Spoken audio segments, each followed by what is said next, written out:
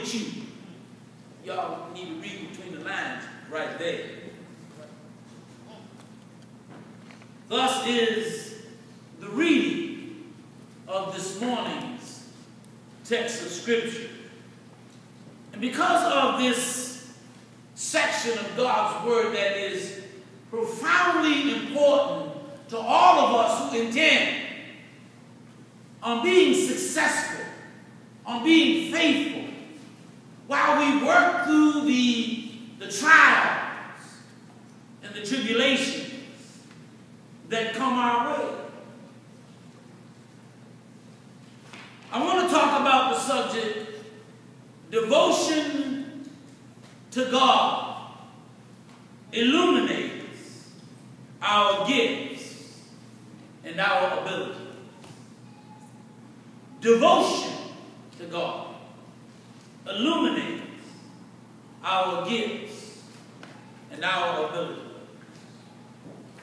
And before we expound upon this subject further, be so kind to bow your heads with me as we go before God and ask Him for the help that we'll need so that we might not only hear this message, but also understand it.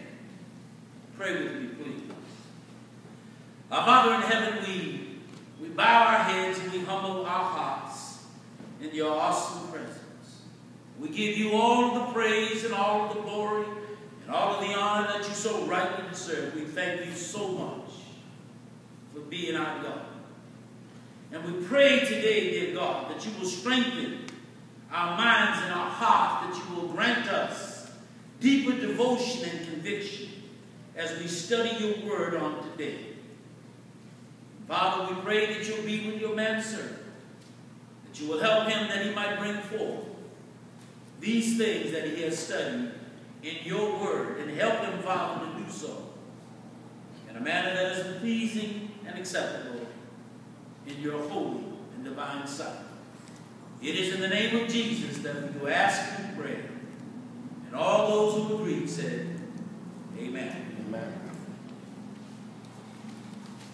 Devotion to God illuminates, brings resource to our gifts and our abilities.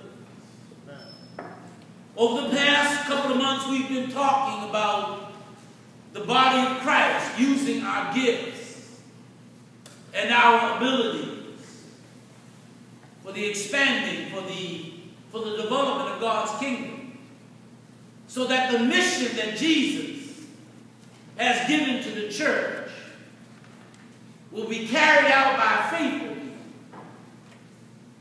People who don't walk on this earth discouraged because of their trials and their tribulations, but people who walk on this earth encouraged because God is working successfully in their lives. You see, the text declares that a relationship with God that is rooted in devotion and permanence will empower believers past all their trials and their tribulations. Simple devotion and permanence to God will enable us to get through whatever it is we're going through. You see, God does not want our minds and our hearts full of disappointment, being hopeless about some impending situation that might be right in front of us. Some of us might be dealing with health conditions that might be frightening us. Others of us might be dealing with employment issues or educational issues or relationship issues.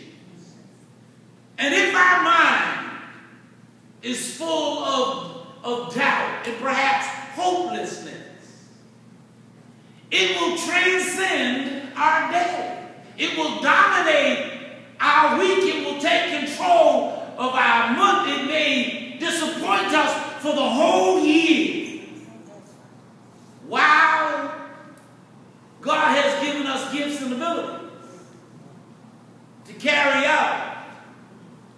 and our desire to do His will. What do we mean specifically by devotion to God? Devotion to God can be described as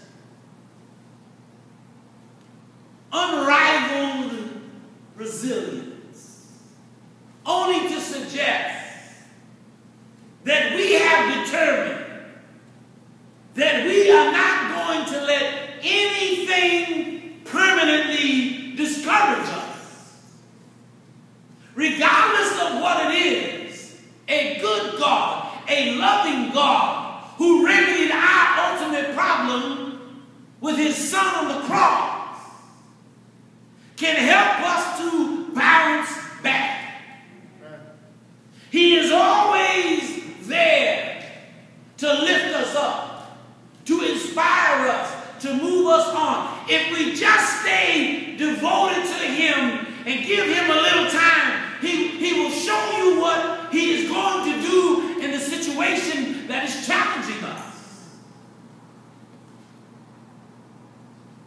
Devotion to God simply means, regardless of the situation, regardless of the circumstance that you and I may face, we will trust God.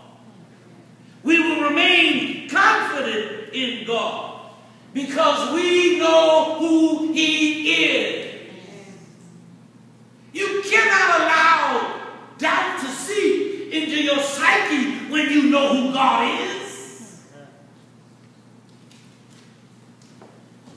The Hebrew writer in Hebrew chapter 11 sheds some light on the value of unwavering faith.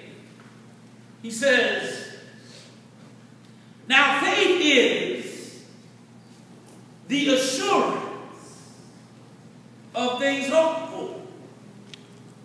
No matter what you did, or how you did it, or how you was involved, while your life is within the boundaries of devotion to God, you have the liberty, you have the freedom to hope with assurance that God gets you through it. Look what he said. The conviction of things not seen. We haven't seen the end of our trial and our tribulation yet, so why should we despair? Why should we throw in the towel? We have not allowed God ample opportunity to reveal His part of our situation. And then in verse number 6 of the same chapter, the Hebrew writer says, and without faith, it is impossible to please God.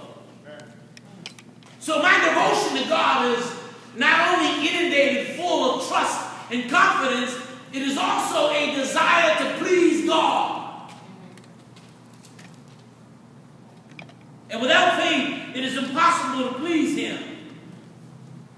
For he who comes to God must believe that He is, and that He is the rewarder of those who diligently seek Him. Now, while we are going through whatever it is, and we're all going through something, including y'all truly. We're all being tested, and we're all being tried, we're all being refined in some shape, way, form, or another. But while we are we activating our belief in God? Are we demonstrating? Are we articulating it with words? Because sometimes we got to say it so that we'll believe it ourselves. And are we couching the end of our situation with the understanding that God is a rewarder of those who diligently seek Him?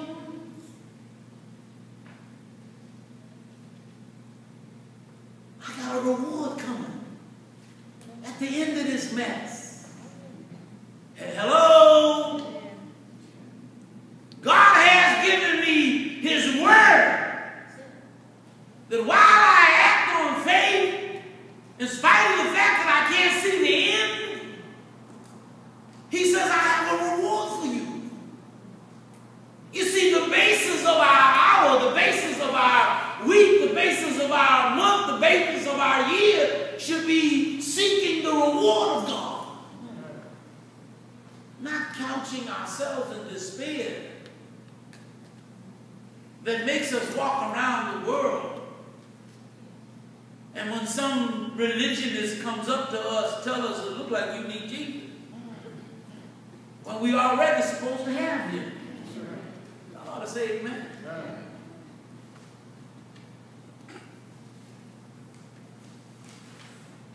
Permanence. Permanence in our relationship means that our intention is to remain faithful to God even though difficulties will have to be faced. See, some of us need to stop watching that TV religion. That TV religion, it'll mess you up. You see folks jumping around, shouting, having a party. You don't hear nothing about getting with the doctrine and getting with the truth and walking in the spirit. All you hear is the Lord gonna bless you with this and the Lord gonna give you. And when you don't get that kind of stuff, you start saying, now wait a minute, is there any legitimacy to this Christian stuff? And it has an adverse effect on our heads, and we walk around in doubt and despair, and because we're full of doubt and with despair, listen to me closely. We don't treat each other right. We don't respond to people the way we should. We don't let that love that we learned about in Bible class transcend our situation. See, God is a God of love, a God of love. He's a giver. He's willing to give the good stuff.